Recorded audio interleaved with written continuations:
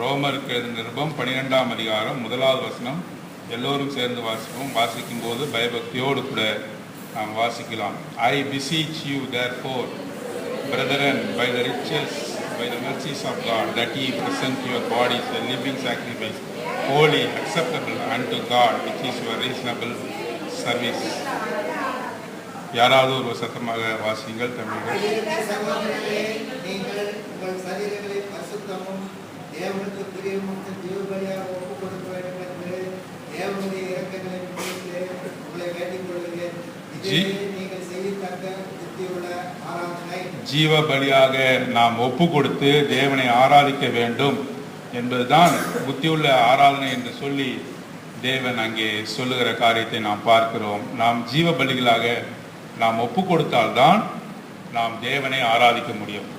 ஆண்டவர் நமக்கு கொடுத்த ஒரு மகா பெரிய திட்டம் என்னவென்று சொன்னால், பலி இல்லாமல் தேவனை நெருங்க முடியாது. அவருடைய திட்டமே அதுதான். பலி செலுத்தாமல் தேவனை நெருங்கவே முடியாது. நாம் வாசிக்கிறோம் யாத்ராகமும் லேவியராகவும் என்னாகவும் புத்தகத்தில் வாசிக்கும் பொழுது அங்கே பலி செலுத்தினால்தான் தேவனை நாம் கிட்டி சேர முடியும் என்று வாசிக்கிறோம். ஆகையால் தான் ஆண்டவராக இயேசு கிறிஸ்து நமக்காக பலியாக மாறி போனார். எபிரேயரில் வாசிக்கிறோம். நம் ஒவ்வொருவருக்காகவும் அவர் மரணத்தை ருசி பார்த்தார் என்று வாசிக்கிறோம். பிதாவானவரை தன் பலியின் மூலமாக அவர் திருப்திப்படுத்தினார் என்று வாசிக்கிறோம். ஆகவே பலி என்பது மிக முக்கியமான காரியமாக இருக்கிறது. பலி இல்லாமல் தேவனை நெருங்க முடியாது என்று வாசிக்கிறோம். தேவனை ஆராதிக்க முடியாது என்று நாம் அநேக இடத்திலே வாசிக்கிறோம். நம் 3 கட்டங்களை பார்க்கிறோம். ஜெபம், அங்கே தொழுதல், ஆராதனை என்று பார்க்கிறோம். Prayer, praise and worship. நம்முடைய சமூகம் மாத்திரமல்ல, பிற மதத்தினர் கூட அவர்கள் பிரார்த்தனையை ஏறெடுக்கிறார்கள். 90% மக்களை எடுத்துக்கொண்டோம் என்று சொன்னால் அவர்கள் பிரார்த்தனை செய்கிறார்கள். தங்களுக்கு வேண்டிய இஷ்ட தெய்வத்துக்கு முன்பாக சென்று 90% அதிகமான மக்கள் என்ன சொல்றாங்க? என்ன நல்லா வச்சுக்கோ, என்ன நல்லா வச்சுக்கோ, என்ன நல்லா வச்சுக்கோ, எனக்கு எல்லா விதமான சுகமும் நலமும் ஐஸ்வர்யமும் கனமும் பாக்கியமும் கொடு என்று சொல்லி அவர்கள் பிரார்த்தனை செய்வதை பார்க்கிறோம். பிரார்த்தனை எல்லா மதத்தினரும் ஏறெடுக்கிறார்கள். தங்களுடைய சுகத்துக்காக, தங்களுடைய நலத்துக்காக, தாங்கள் நல்லா இருக்க வேண்டும் என்பதற்காக, பிறகு மனைவி பிள்ளைகளுக்காக, இன்னும் பலர் தங்களுடைய இனஜன பந்துக்களுக்காக அங்கே பிரார்த்தனையை ஏறெடுக்கிறதை நாம் கேள்விப்படுகிறோம். இன்னும் 10% மக்கள் என்ன செய்கிறார்கள் என்று சொன்னால், நான் நல்லா இருக்கணும், ஊர் நல்லா இருக்கணும். 90% மக்கள் தங்களுக்காகவும், தங்களுடைய குடும்பத்துக்காகவும், தங்களுடைய ஐஸ்வர்யத்துக்காகவும், தங்களுடைய இனஜன பந்துக்களுக்காகவும் அவர்கள் பிரார்த்தனை செய்கிறார்கள். 10% மக்கள் மாத்திரம் அவர்கள் என்ன செய்கிறார்கள் என்று சொன்னால், நானும் நல்லா இருக்கணும், இந்த ஊரும் நல்லா இருக்கணும் அப்படின்ற அந்த திட்டத்தோடு கூட முடித்துக் கொள்கிறார்கள். அதற்கு அடுத்ததாக தொழுதல் என்று வரும்பொழுது அவர்கள் தங்களுடைய தெய்வங்களுக்கு முன்பாக நின்று அவர்கள் பாட்டு பாடுகிறார்கள், அந்த தெய்வங்களை வணங்குகிறார்கள், அதோடு நிறுத்திக் கொள்கிறார்கள். ஆனால் இந்த ஆராதனை என்று சொல்லுவது தேவனால் அழைக்கப்பட்டவர்கள் மாத்திரம்தான் செய்ய முடியும். ஆராதனை என்பது தேவனால் அழைத்து அதற்காக தேர்ந்தெடுக்கப்பட்டவர்கள் மாத்திரமே செய்ய முடியும். தங்களுடைய ஜீவனை ஜீவ பலியாக கொடுத்தவர்கள் மாத்திரமே செய்யக்கூடியது ஆராதனை. அது தேவனால் அழைக்கப்பட்டவர்கள், தேவனால் பிரித்தெடுக்கப்பட்டவர்கள், தேவனால் முன்குறிக்கப்பட்டவர்கள் மாத்திரமே செய்ய முடியதுதான் ஆராதனை. அப்போ ஆராதனை என்பது எவ்வளவு முக்கியமான காரியம் பாருங்க. இதுவரையும் நாம எப்படி ஆராதித்திருக்கிறோம் என்று தெரியவில்லை. ஆனால் ஒரு காரியம் சொல்கிறேன், நம்ம ஜெபம் நல்லா செய்கிறோம், நம்ம ஜெபம் செய்கிறோம், தேவனிடத்தில் என்னது வேண்டும் என்று கேட்டு பெற்றுக்கொள்கிறோம். அதுக்கடுத்து தொடரும் பிரைஸ் த லார்ட், தேவனை நாம் தொழுது கொள்கிறோம். ஆனால் ஆராதனை ஏறெடுக்கிறோமா என்பது கொஞ்சம் கஷ்டம்தான். அப்போ நாங்கள்லாம் வாரம் நம்ம ஆராதனை செய்கிறோமா, அது என்னதான் பிரதர், அதை நோக்கி நாம் முயற்சி செய்து போய்கொண்டு இருக்கிறோம். அந்த ஆராதனை என்ற அந்த உன்னதமான ஸ்தானத்திற்கு நாம் முயற்சி செய்து போய்கொண்டிருக்கிறோம். எத்தனை பேருக்கு அந்த அனுபவம் கிடைத்தது என்று நாம் சொல்லிவிட முடியாது. எனக்கு கூட ஒரு பிட் ஆஃப் வர்ஷிப் என்று சொல்லலாம்.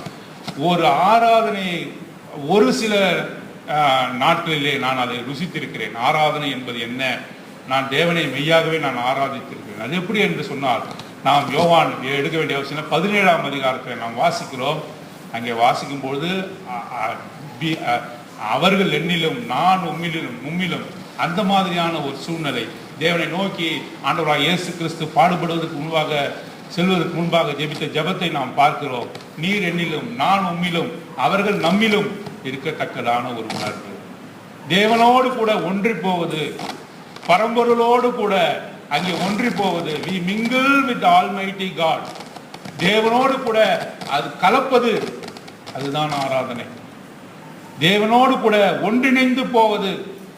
அங்கே அவர் ஜெபித்தாரே, நீர் என்னிலும் நான் உம்மிலும் அவர்கள் நம்மிலும்.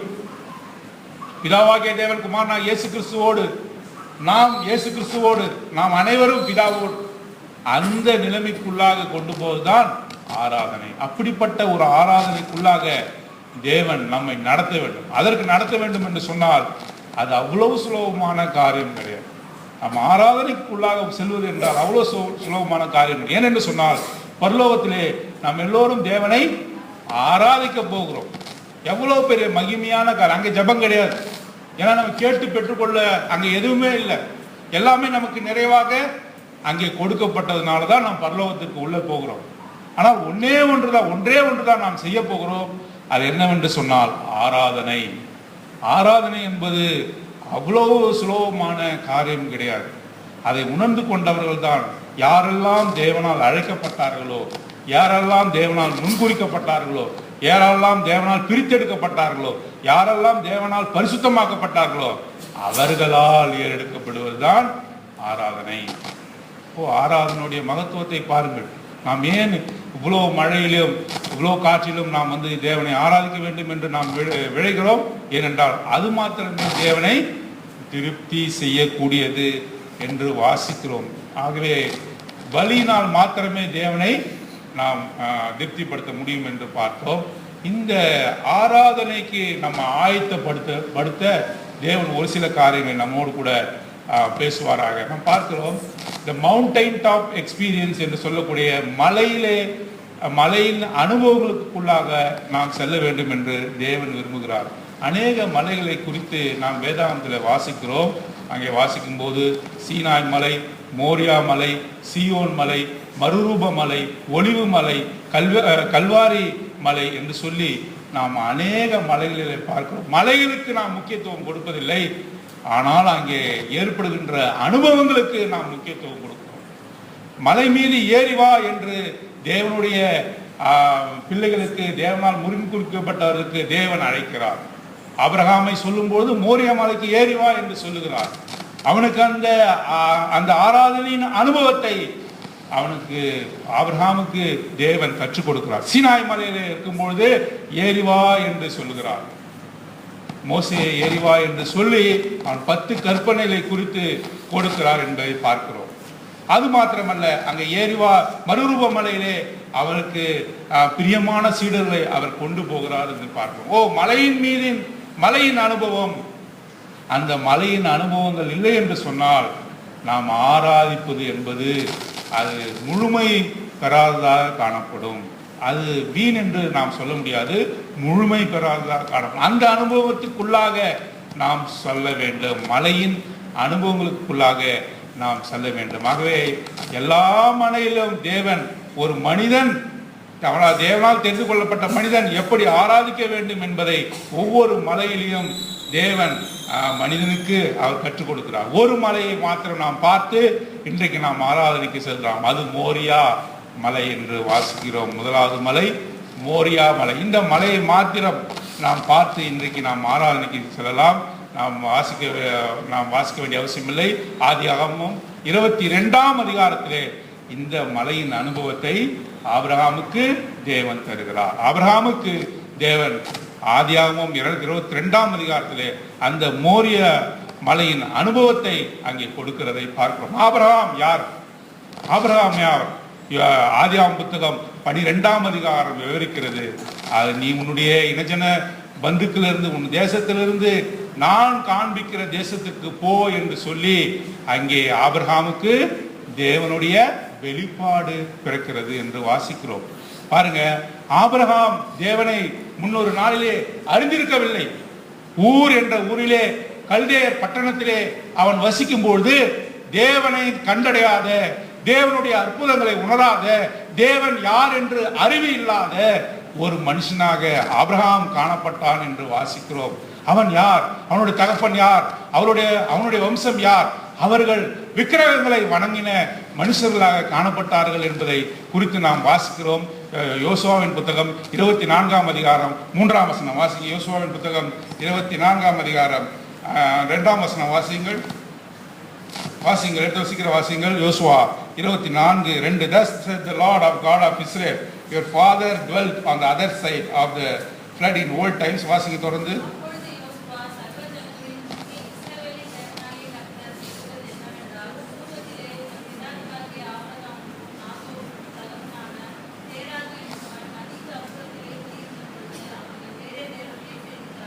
வேறே தேவர்களை சேவித்த மக்கள்.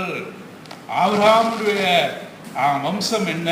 வேறே தேவர்கள், கல்லையும் மண்ணையும் அவர்கள் மனமோன போக்கிலே அவர்கள் சேவித்த மக்கள். நாமும் கூட எப்படிப்பட்ட ஜனங்கள்?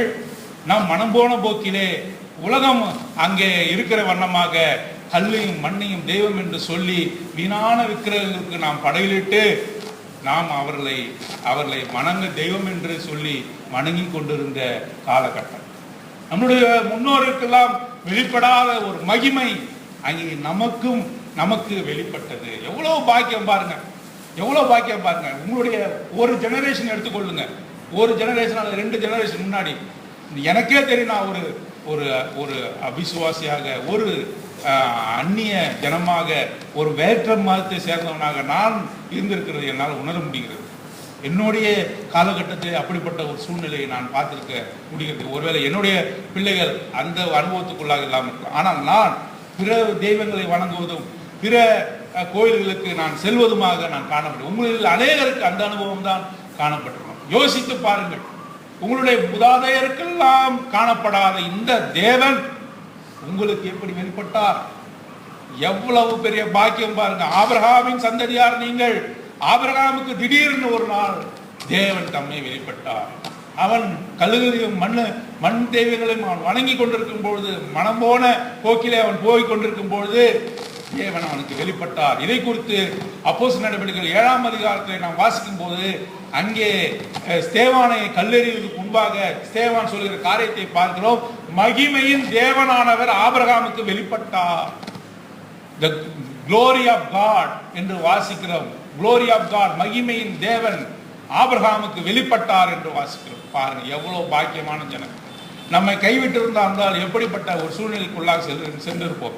75 வயதாக இருக்கும் பொழுது, ஆபிரகாமுக்கு 75 வயது இருக்கும் பொழுது ஆரான் தேசத்திலே சொல்லுகிறார், நீ கிளம்பி வா என்று சொல்லுகிறார். கிளம்பி வா என்று சொல்லுகிறார். பிரித்தெடுக்கிறதை பார்க்கிறோம். அருமையாக பிரித்தெடுக்கிறார். அவன் கல்தேய ஊரிலிருந்து ஆரான் என்ற ஊர் வரை வரும்பொழுது தன் தகப்பனோடு கூட வருகிறான். யோசுவா 24:2 வசனத்தில் தற்போது வாசித்தோம். என்ன வாசித்தோம்? நதிக்கு அப்புறம் அந்த ஃப்ளட், அந்த நதிக்கு அந்த புறம் இருக்கக்கூடிய அந்த புறத்திலே அவனுடைய தகப்பன் தேரா மரித்தான் என்று வாசிக்கிறோம். பிரித்தெடுத்தார். ஏன் பிரித்தெடுத்தார்? அவன் கல்லுகளையும் மண்ணையும் விளக்க அவன் வணங்கி கொண்டு இருக்கிறான். அவனை விட்டு பிரித்தெடுத்தார். யார் உண்மையான தெய்வமாகிய அந்த மகிமை உள்ள தேவனை வணங்குகிறார்களோ அவரை மாத்திரம் கானானுக்குள்ளாக பிரவேசித்தார். பிரித்தெடுக்கிற தேவன். நாம் தேவனை ஆராதிக்க வந்திருக்கிறோமா? அவன் முதலாவதாக நம்மை பிரித்தெடுத்திருக்க வேண்டும். 75 வயதா இருக்கும் பொழுது அவனை தேவன் பிரித்தெடுத்தார் என்று வாசிக்கிறோம். எவ்வளவு பெரிய உன்னதமான திட்டத்தை அவனுக்கு சொல்லுகிறார் என்று பாருங்கள். அவர் சோதிக்கிறார், சோதித்து பார்க்கிறார். பாருங்க, தான் விரும்புகிற ஜனங்களைத்தான் அவர் சோதிக்கிறார். எனக்கு ஏன் இந்த கஷ்டம்? எனக்கு ஏன் இந்த சோதனை? எனக்கு ஏன் இவ்வளோ பொருளாதார கஷ்டம்? என்னுடைய சரீரத்தில் இவ்வளோ ஏன் நோய் நொடிகள்? எல்லாரும் நல்லா இருக்கிறாங்க, மெய்யான தெய்வத்தை வணங்குற எனக்கு எப்படி? ஆண்டவர் சொல்கிறார், உன்னைத்தான் நான் சோதிப்பேன், உன்னைத்தான் நான் சோதிப்பேன் என்று சொல்லுகிறார். பாருங்க, ஏன் அப்படி சோதிக்கிறார்? மெய்யாகவே உன் இருதயத்தில் நான் இருக்கிறேனா என்று நான் சோதிக்க விரும்புகிறேன் என்று சொல்கிறார். மெய்யாகவே நான் உன்னது இருதயத்தில் இருக்கிறேனா எப்படி எனக்கு தெரியும் அப்படின்னு கேட்கிறார். நான் சோதித்து பார்க்கணும். மெய்யாகவே என்னை வணங்குகிறாயா, மெய்யாகவே உன்னுடைய இருதயத்திலே நான் காணப்படுகிறேனா என்று சொல்லி அவர் உறுதி செய்து கொள்ள விரும்புகிறார். உபாகமம் புத்தகம் 8ஆம் அதிகாரம், உபாகமம் புத்தகம் 8ஆம் அதிகாரம் 2ஆம் வசனம் பாருங்க. இஸ்ரவேல் ஜனங்களை குறித்து தேவன் சொல்கிற காரியத்தை பாருங்க. உபாகமம் 8ஆம் அதிகாரம் வாசிங்க.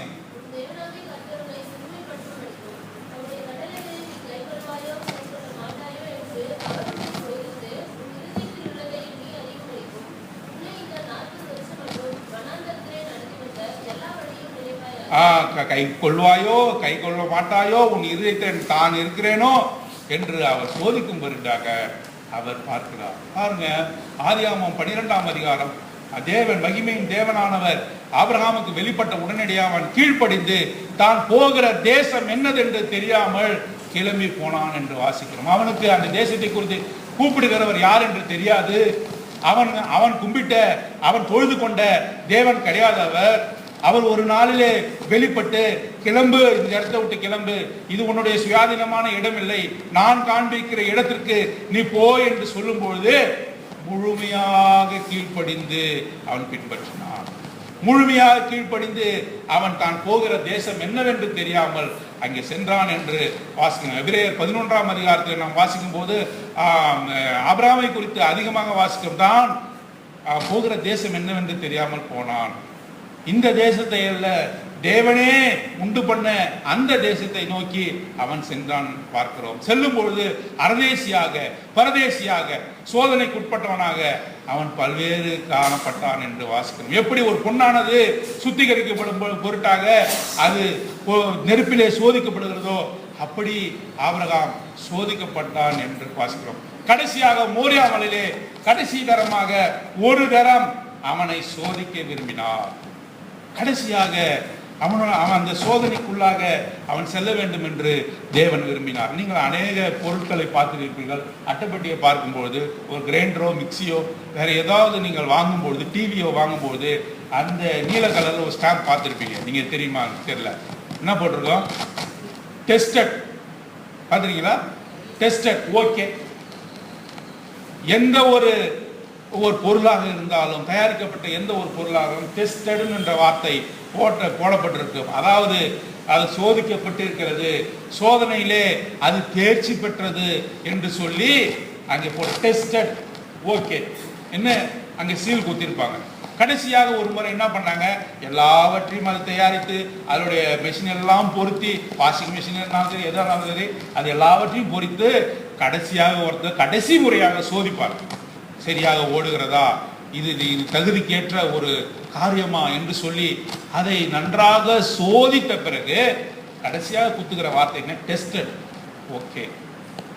ஆண்டவர் இந்த ஆபிரகாமின் மேலே அவன் பரிசோதிக்கப்பட்டு உத்தமனாக விளங்கினான். ரோமர் 4:2 நாம் வாசிக்கிறோம். அவன் ஆபிரகாம் விசுவாசித்தான், அது அவனுக்கு நீதியா எண்ணப்பட்டது. அவனுடைய விசுவாசத்தை தேவன் பரிசோதித்தார், அது நீதியாய் எண்ணப்பட்டது என்று வாசிக்கிறோம். கிங் ஜேம்ஸ் வெர்ஷன் என்று சொல்லக்கூடிய நான் வைத்திருக்கிற வேதாகமத்தில் வாசிக்கிறோம் இம்ப்யூட்டட் as righteousness என்று வாசிக்கிறோம். ஆனால் இன்னொரு பதிப்பில் பார்க்கும்போது credited as righteousness என்று. கிரெடிட்னா என்ன? பணத்தை உன்னுடைய அக்கௌண்ட்ல போட்டாக்கா என்ன பண்ணுவாங்க, அது பேர் என்ன வார்த்தை? வரவு வைக்கப்பட்டது. கிரெடிட்டட், சிஆர் என்று கிரெடிட்டட் என்று போடுவாங்க. கிரெடிட்டட் என்னன்னா வரவு வைக்கப்பட்டது. அவனுடைய விசுவாசம் சோதிக்கப்பட்டு அவன் உத்தமன் என்றும் நியாயம் உள்ளவன் செய்கிறவன் என்றும் அவனுக்கு அங்கே கிரெடிட்டட் என்று வாசிக்கிறோம். உத்தமன் என்று அவன் விளங்கினான். கடைசியாக மோரியா மலையிலே அவனை சோதிக்க விரும்பினார் வாசிக்கிறோம். அதற்கு முன்பாக தேவனை அவர் ஆபிரகாமை தேவன் ஆசீர்வதித்த எல்லா ஆசீர்வாதங்களும் பார்க்கிறோம். ஆடு மாடு எல்லாவற்றையும் கொடுத்து அவன் ஐஸ்வர்யம் உள்ளவனாக அவனை மாற்றியிருப்பதை பார்க்கிறோம். இன்னும் பார்க்க போனால் ஆபிரகாமுக்கு ஆகார் மூலமாக பிறந்த இஸ்மவேல் 21ஆம் அதிகாரத்தில் தான் அங்கே அவன் பிரிந்தான். ஆபிரகாம் இஸ்மவேலை சந்தோஷமாக பிரிந்தானா? இல்லை, அவன் துக்கமுகமாய் இருந்தான் என்று நாம் வாசிக்கிறோம். இட் கிரீவ்டு ஹிஸ் ஹார்ட் என்று வாசிக்கிறோம்.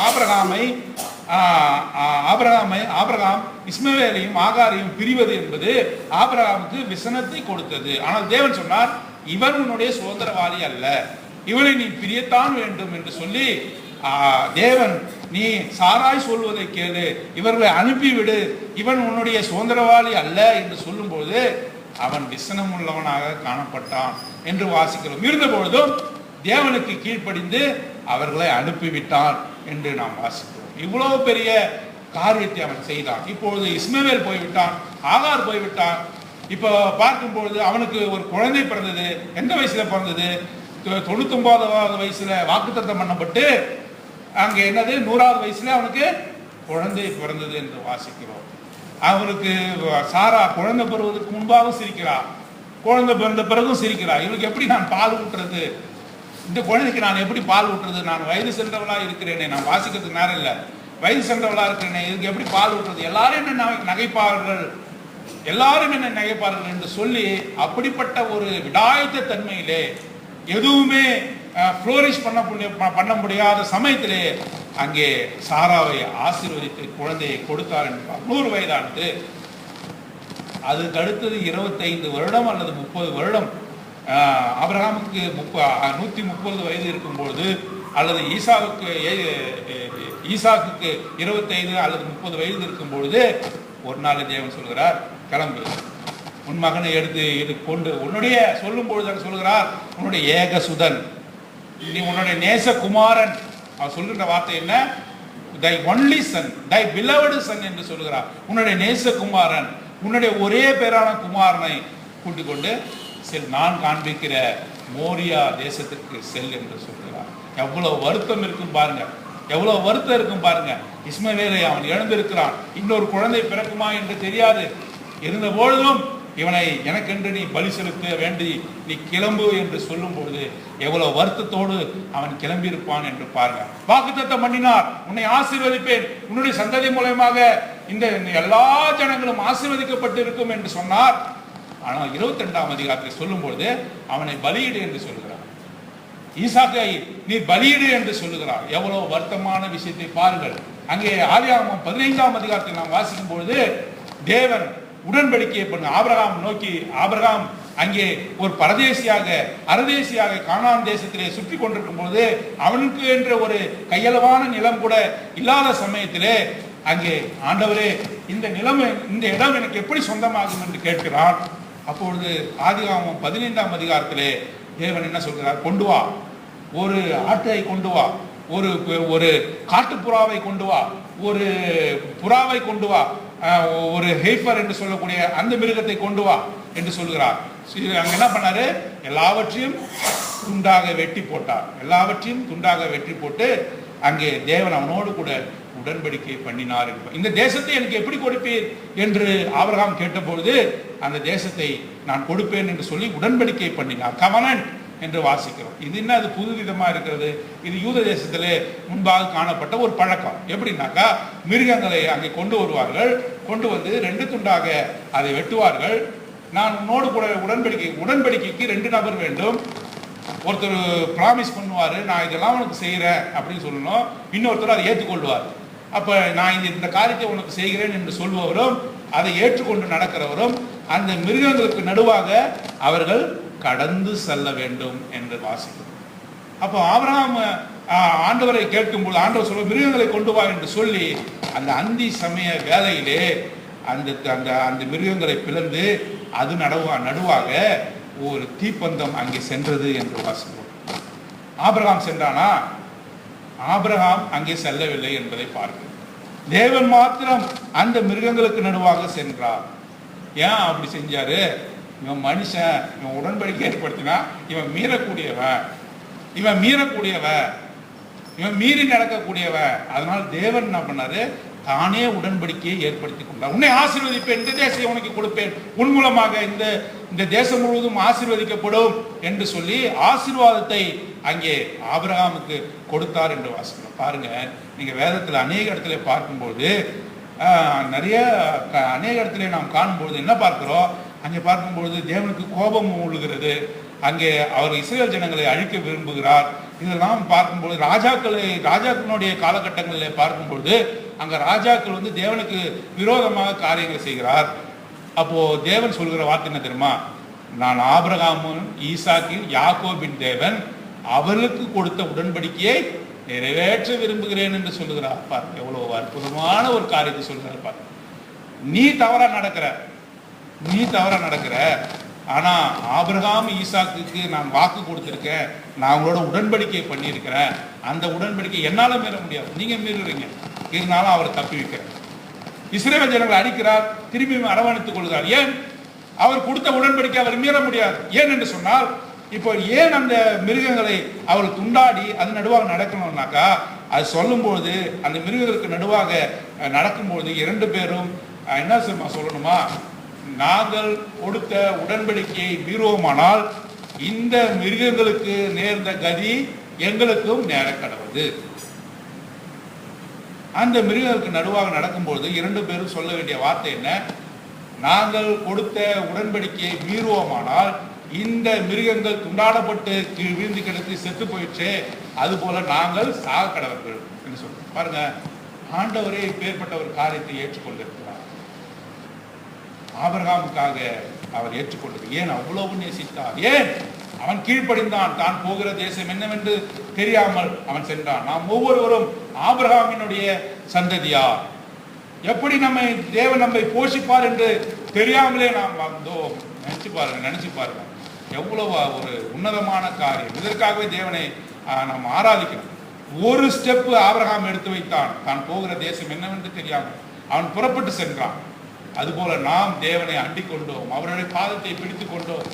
அவர் நமக்கு உடன்படிக்கையை தந்திருக்கிறார். இப்பொழுது நாம் அனைவரும் ஆபிரகாமின் பிள்ளைகள் என்று நாம் வாசிக்கிறோம். மோரியா மலையிலே தேவன் எடுத்துக்கொண்டு கடைசியாக அவனை சோதிக்க விரும்புகிறார். கிளம்பு என்று சொல்லும் பொழுது அங்கே அவன் கிளம்பி செல்லுகிறான். என்ன செய்யறான்? ஒரு கழுதையின் மீது அந்த தகனமளிக்க வேண்டிய அந்த கட்டையெல்லாம் அடுக்கி கொண்டு 2 வேலையாட்களை கூட்டிக் கொண்டு ஈசாக்கை கூட்டிக் கொண்டு அவன் செல்லுகிறான். செல்லும் போது எத்தனை நாட்கள் நடந்தான்? 3 நாட்கள் நடந்தான். 3 நாட்களுக்குள்ளாக அவனுக்கு ஏற்பட்ட சோதனைகள் எவ்வளவு வந்து நினைச்சு பாருங்க. ஆண்டவர் இவ்வளவு பெரிய அந்த ஆசீர்வாதத்தை எனக்கு தந்தாரே, இவ்வளவு வாக்கு பண்ணினாரே, வாக்குத்தத்தம் பண்ணினாரே, உடன்படிக்கை பண்ணினாரே, இப்போ எப்படி என்னுடைய மகனை கொடுத்த பிறகு எப்படி அதை நிறைவேற்றுவார்? என்னுடைய மனைவி இப்படிப்பட்ட ஒரு சூழ்நிலையில வயதாகி போய்விட்டது, நானும் வயதாகி விட்டேனே, இஸ்மவேலை நான் அனுப்பிவிட்டேனே, இப்பொழுது அவர் கொடுத்த உடன்படிக்கை எப்படி நிறைவேற்றுவார் என்று சொல்லி அங்கே ஆபிரகாமுக்கு அந்த 3 நாட்களும் அநேக விதமான யோசனைகள் வந்திருக்கும். அநேக விதமான அவன் சோதிக்கப்பட்டு இருப்பான். இருந்தாலும் அவன் வாயை திறந்து ஒரு வார்த்தை எப்படி ஆகும் ஆண்டவரேன்னு கேட்கவே இல்லை. பாருங்க, நம்ம அது நியாயம் கூட இப்போ நம்ம கேட்கலாம், இது அது நியாயமும் கூட. தேவனை நோக்கி, ஆண்டவரே இது எப்படி ஆகும், இது என்ன செய்யலாம், இது எப்படி இந்த மாதிரியான ஒரு காரியத்தை நீங்க செய்வீர்கள் என்று சொல்லி கேட்டிருந்தால் நியாயம்தான். ஆனா அவன் வாயே திறக்கும். 3 நாட்கள் அவன் எப்படிதான் கழித்தான் என்பதை அவர்கள் தெரியல. அவனுக்கு தெரிந்த ஒரே காரியம், மோரியா மலையிலே சென்று அங்கே தேவனை ஆராதிக்கிற பலியை செலுத்தி தேவனுக்கு முன்பாக ஆராதிக்க வேண்டும் என்பது மாத்திரம்தான் தெரிந்தது. ஈசாக்கை பார்க்கிறான், அவன் தான் மகனாக தெரியாமல் பலியாக தெரிகிறான். பாருங்க, 3 நாட்கள் சென்ற பிறகு ஆண்டவர் காட்டுகிறார். அதுவும் அந்த இடம் என்று சொல்லும் பொழுது வேலையாட்களை நிறுத்திவிட்டான். அங்கே அந்த கழுதையிலிருந்து அந்த மரக்கட்டைகளை எடுத்து ஈசாக்கின் மீது வைக்கிறான். பாருங்க, அந்த வேலையாட்கள், அந்த கழுதை, இதெல்லாம் அவனுடைய சொந்தம் பந்தம், அவனுடைய சொத்து எல்லாவற்றையும் ஒதுக்கி விட்டான் என்று பார்க்கிறோம். அவன் மாத்திரம் கத்தியை எடுத்துக்கொண்டு அங்கே நெருப்பை எடுத்துக்கொண்டு ஈசாக்கின் மீது அந்த கட்டைகளை அடுக்கி மோரியா மலைக்கு கொண்டு போகிறான் என்பதை பார்க்கிறோம். அங்கே போகும்போது எல்லாவற்றையும் விடுத்து போகிறான். ஆண்டவர் ஆராதிக்க வந்திருக்கிற நாம் ஒவ்வொருவரும் கூட தேவனும் நாம் மாத்திரம்தான் அவரை அப்படிப்பட்டதான ஒரு ஆராதனைக்குள்ளாக அவர் செல்ல வேண்டும் என்று விரும்புகிறார். அங்கே பாருங்க, மோரியா மலையை கொண்டு சென்று அங்கே ஈசாக்கை கெடுத்துகிறதை நாம் பார்க்கிறோம். அவனுக்கு தெரியல எப்படி ஆண்டவர் இந்த வாக்குத்தத்தை கொடுத்தாரே, கடல் மணலை போல உன்னை ஆசீர்வதிப்பேன், வானத்தின் நட்சத்திரங்களை போல உன் எதிராக இருக்கும் என்று சொன்னாரே, இவனையும் பலி கொடுத்து விட்டு எப்படி ஆகும் என்று சொல்லி அவன் நினைத்திருந்தாலும் கூட தேவனை முழுமையாக அவன் நம்பினான். எபிரேயரை வாசிக்கிறோம், அங்கே வாசிக்கும் போது என்ன வாசிக்கிறோம்? அவர் அவன் எல்லா இவன் மூலமாக ஆசீர்வதிப்பார் என்று சொல்லி ஆண்டவர் கொடுத்த அந்த ஆசீர்வாதத்தை மாத்திரம் அவன் பற்றி கொண்டான். பலியை மாத்திரம் நினைத்தான். அங்கே கிடத்தினான். கத்தியை தூக்கும்போது அங்கே ஆண்டவர் சொல்லுகிறார், இவனை கொள்ளாதே. யெகோவா ஈரே என்ற வார்த்தை அங்கேதான் வருகிறது. தேவனுடைய பர்வதத்திலே பார்த்து கொள்ளப்படும். God will provide, the provider என்று வாசிக்கிறோம். அங்கே தேவனுடைய பர்வதத்திலே பார்த்து கொள்ளப்படும். அங்கே ஒரு ஆடு அங்கே காணப்பட்டது. அங்கே அதை பலி கொடுத்தார்கள் என்று பார்க்கிறோம். பாருங்க, இது இந்த முன்னுதாரணமாக ஆண்டவராகிய இயேசு கிறிஸ்துவை அங்கே நாம் பார்க்கிறோம். அவர் நமக்காக நாம் மரிக்க வேண்டிய இடத்திலே அவர் மரித்தார் என்பதை பார்க்கிறோம். இங்கே கம்ப்ளீட் ஒபீடியன்ஸை பார்க்கிறோம். ஆண்டவரை ஆராதிக்க வந்திருக்கிற நாம் இந்த உலக ஜனங்களிலிருந்து நாம் அங்கே பிரித்தெடுக்கப்பட வேண்டும் என்று வாசிக்கிறோம். மனைவி, கணவன், பிள்ளைகள் யாரும் தேவனுடைய நாமும் தேவனை ஆராதிக்கும் போது குறுக்காக அங்கே மத்தியஸ்தலில் வரக்கூடாது என்று பார்க்கணும். நாமும் தேவன் மாத்திரம்தான் ஆராதிக்கக்கூடிய உன்னதமான நிலை என்று வாசிக்கிறோம். பல்வேறு விதமான கேள்விகள் நம் மனதிலே வந்தாலும் கூட ஆபிரகாம் எப்படி வாய்மூடி மௌனியாக எந்த கேள்வியும் எழுப்பாமல் தேவனுக்கு முழுவதுமாக கீழ்ப்படிந்தானோ அதுபோல நாமும் கீழ்ப்படிய கற்றுக்கொள்ள வேண்டும். அவருக்கு நடத்தி செல்கிற எந்த பாதையாக இருந்தாலும் சரி, கடினமான பாதையாக இருந்தாலும் சரி, அதிலே தேவன் நம்மை வெற்றி சிறக்க பண்ணுவார் என்று சொல்லி அந்த நம்பிக்கை நமக்கு இருக்க வேண்டும் என்பதை வாசிக்கிறோம். ஒரே ஒரு காரியத்தை பார்த்து முடித்து விடலாம். எபிரேயர் 12ஆம் அதிகாரம் 5 முதல் 5ஆம் வசனத்திலிருந்து வாசிங்கள். சத்தமா வாசிங்கள். எபிரேயர் 12.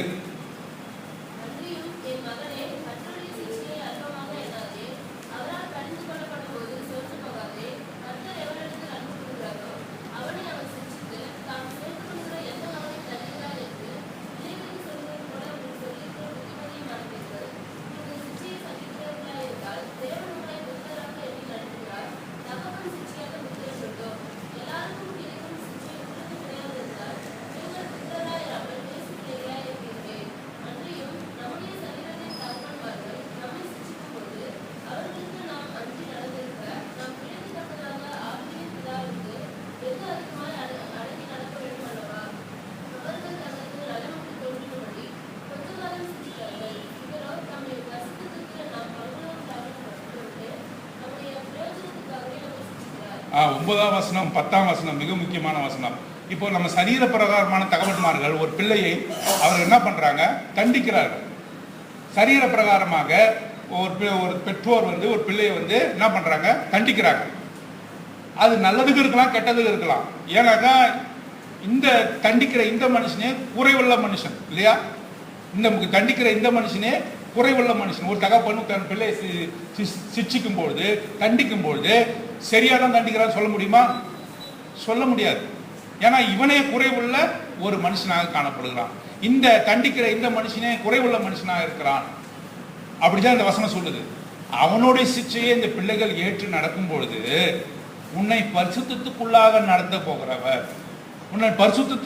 நடத்த போகிறவர் இது எனக்கு பலனளிக்கும் என்று சொல்லி இந்த சிக்ஷையை ஏன் நாம் தாங்கக்கூடாது? அதான் வசனங்கள். ஆபிரகாம் அந்த சிக்ஷையை தாங்கிக் கொண்டான்.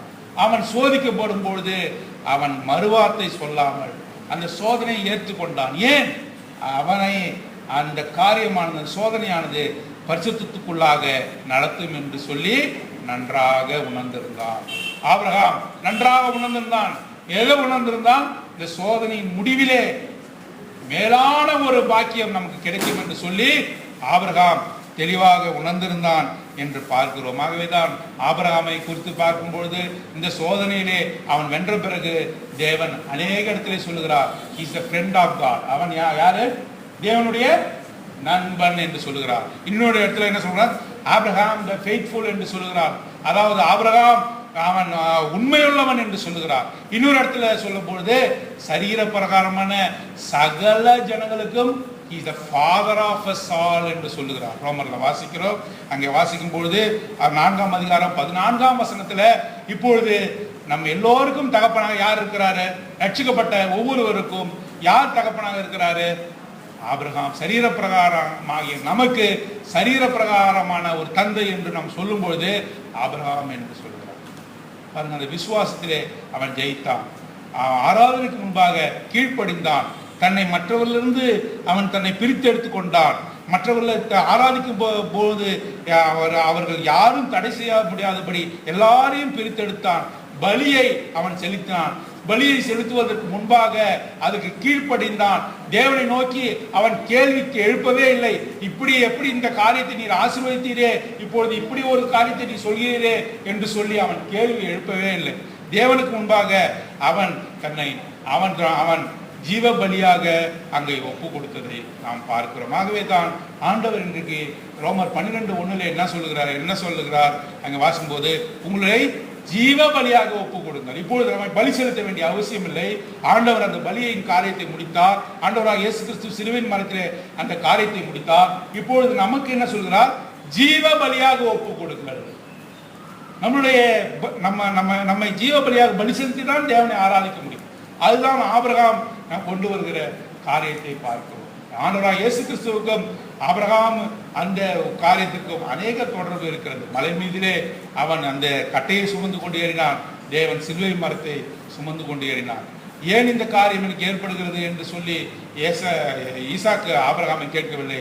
அவன் ஆண்டவராக இயேசு கிறிஸ்து பிதாவின் சித்தத்துக்கு முற்றுமாக கீழ்ப்படினான். தன்னையே ஒப்பு கொடுத்தார் என்பதை பார்க்கிறோம். ஆகவே ஆபிரகாமின் சிந்தனை, ஆபிரகாமினுடைய காரியங்கள் நம்முடைய இருதயத்திலே காணப்படும் பொழுது அது நமக்கு பலனுள்ளதாக இருக்கும். உன்னுடைய இருதயத்திலே உபாகமம் 8:2 வாசிக்கிறோம். உன்னுடைய இருதயத்திலே நான் கொடுத்த கற்பனைகளை நீ கீழ்ப்படிவியோ கீழ்ப்படிய மாட்டாயோ என்று சொல்லி சோதிக்கும் பொருட்டாக. உங்களுக்கு வர சோதனை எல்லாம் எதுக்கு? நீ கீழ்ப்படிவீங்களா கீழ்ப்படிக்க மாட்டீர்களா என்று சொல்லி தேவன் சோதிக்கிறார். சோதித்த பண்ண பிறகு பாருங்க, நான் வாஸ்தவம் ஏற்கனவே பார்த்தோம். டெஸ்டட், அப்புறம் எந்த பொருளை எடுத்துக்கொண்டாலும் பார்க்கிறோம். டெஸ்டட், TESTED, சோதிக்கப்பட்டது என்ற வார்த்தை அங்கே சீல் குத்தப்படுகிறது. எந்த ஒரு அட்டைப்பெட்டியிலையும் பார்க்கும்பொழுது அங்கே சோதிக்கப்பட்டது விலங்கு அது நன்றாக வேலை செய்கிறது, டெஸ்டட், ஓகே என்று அங்கே குத்துகிறார்கள். ஆபிரகாம் மீது ஆண்டவர் கொடுத்த காரியம் என்ன? இவன் விசுவாசத்திலே தேர்ந்த மனுஷன், இவன் விசுவாசத்துக்கு தகப்பனானவன், இவன் ஆபிரகாம் த ஃபெய்த்ஃபுல் என்று அங்கே ஆண்டவர் அவனை குறித்து சாட்சிகள். ஆகவே இந்த விதமான காரியத்துக்குள்ளாக சென்று தேவனை நாம் ஆராதிப்போமாக. நம்ம எழுந்து நின்று இந்த பாட்டு 300வது பாடலே பாடுறோம். சிலுவையிலே பலியான தேவனே மாட்டுக்குட்டி 300வது பாடல். முதல் 2 சரணமும் கடைசி 2 சரணமும்.